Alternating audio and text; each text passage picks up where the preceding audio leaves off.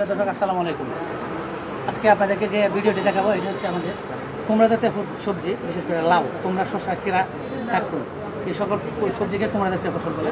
আর এই কুমড়া জাতীয় ফসল বিশেষ করে লাউ, কুমড়া, কাঁকরোলকে যে ছিদ্র করে দেয় সেটা হচ্ছে মানে ফলের মাছি পোকা বা ফ্রুট ফ্লাই।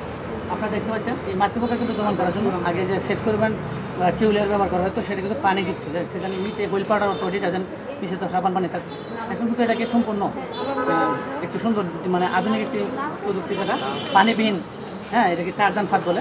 আপনারা দেখতে পাচ্ছেন এখানে কিন্তু চারটি কিন্তু মাইকের মতো ছিদ্র রয়েছে, এখানে কিন্তু জানালা রয়েছে। এই যে দেখেন জীবন্ত মাছিগুলো কিন্তু এখান থেকে ঢুকছে, এই যে ভিতরে সে কিন্তু হাঁটতেছে, এই যে দেখছেন মাছি পোকা ওড়াওড়ি করতেছে কত সুন্দর করে, এই যে উঠতেছে, সে কিন্তু এই দিক থেকে সে ঢুকছে। আর এখানে যে ভিতরে একটা তাবিজ ঝুলানো আছে এটাকে বলে লেয়ার, আর এটা হচ্ছে কিউলিয়র।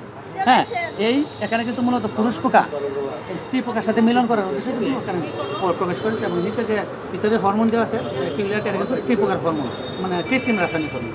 আর এটার দ্বারাই এই পুরুষ পোকাকে আকৃষ্ট করা হয়েছে। আর এখানে যদি আমরা পুরুষ পোকাকে আকৃষ্ট করতে পারি তাহলে স্ত্রী পোকার সাথে প্রজনন করতে পারবে, এবং মিলন না করতে পারলে তার প্রজনন সংখ্যা কমে যাবে।